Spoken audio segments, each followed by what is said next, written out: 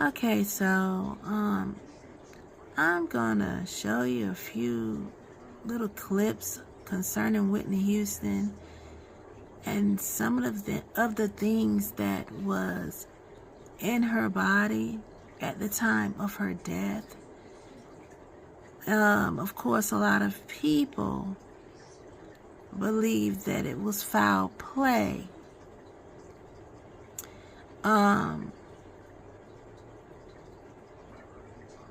That someone else had a hand in killing her, taking her out, and a lot of times sacrificial things such as, I call it the lamb, the sheep being slaughtered for the benefit of going higher and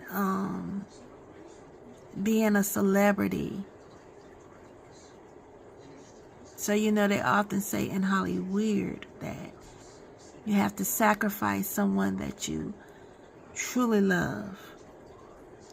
So this is the other side of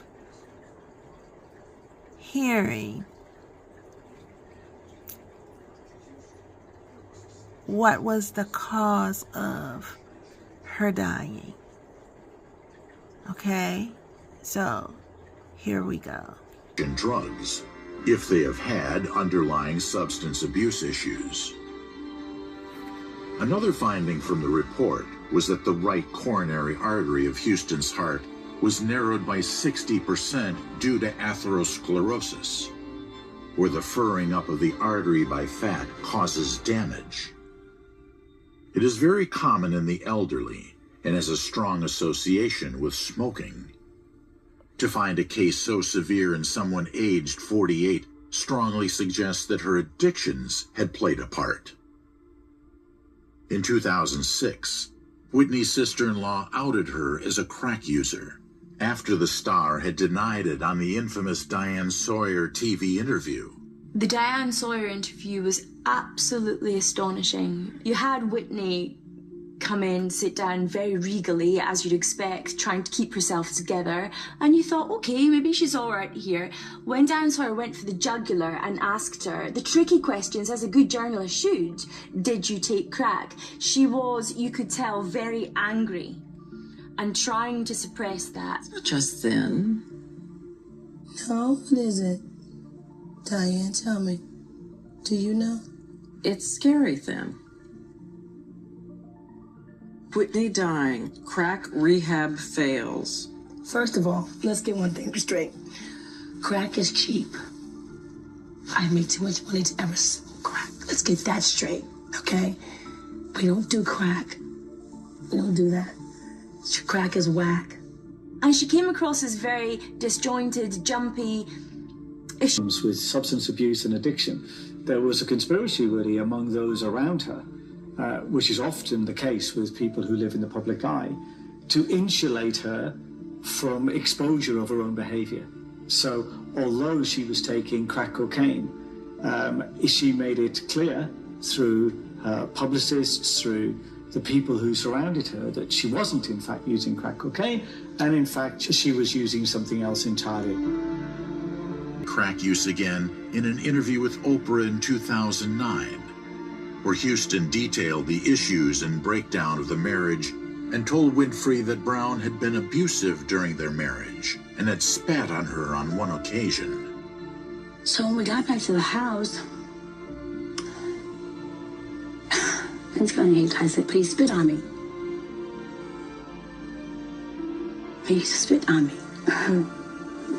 He actually spit on me.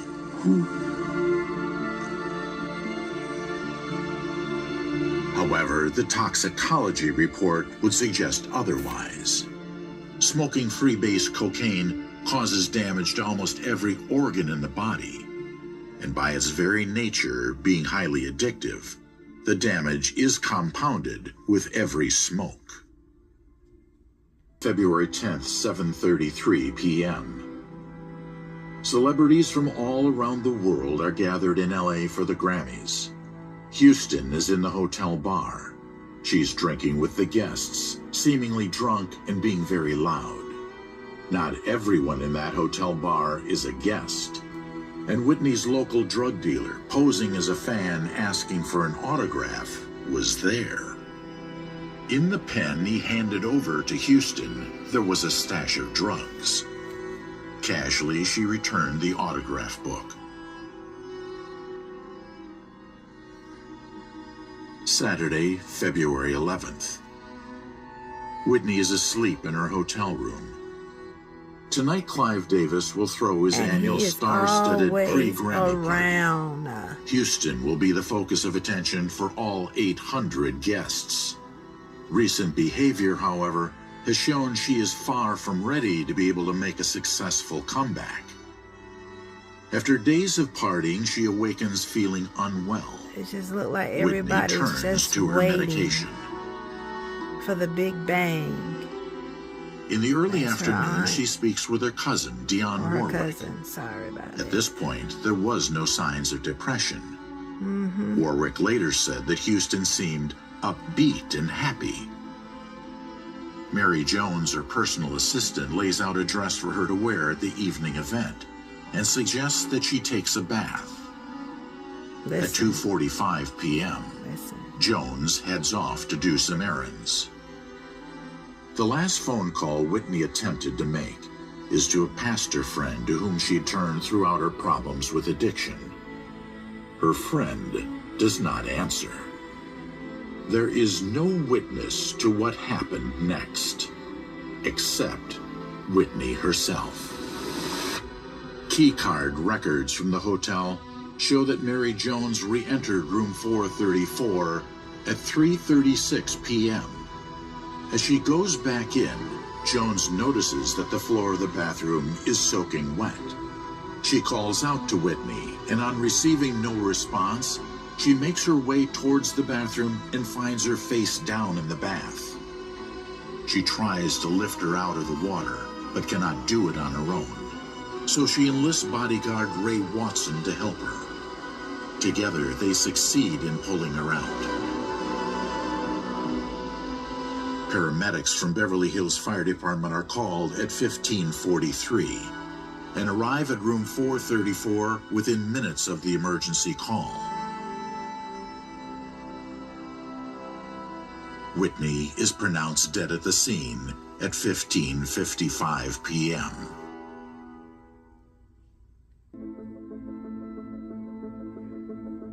Like, why would you have a party? In the hours that follow, the unexplained circumstances are investigated by the LAPD. Like that.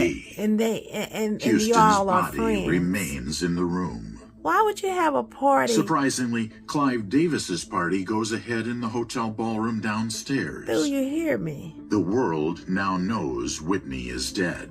But you're gonna A few continue notable a party, guests stay Clive away, Davis? but the majority of the 800 That just don't sound invitees right. attend.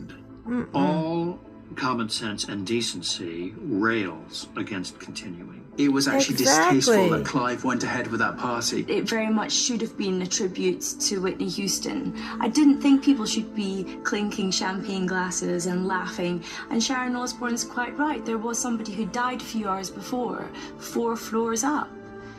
I think that could have been done a lot more tastefully. Exactly. All of this business about Whitney would have said, well, Whitney isn't there to say. Look at him. So it's not Just up look to what at she would have wanted. And I doubt the family say we should go ahead. Who's the family, may I ask? I can't imagine Sissy being enthusiastic about it going ahead.